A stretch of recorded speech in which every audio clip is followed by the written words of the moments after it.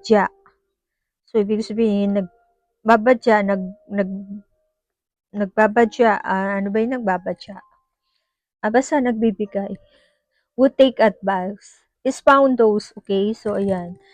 Kung nakikinig ka sa paligid mo, so, at least, nakakakuha ka ng magandang, actually, sa English kasi, take advice. So, nakakakuha ka ng magandang advice sa pakikinig mo, 'di ba? So, I love this. Forgive and release. You are stronger when you carry love and forgiveness rather than anger.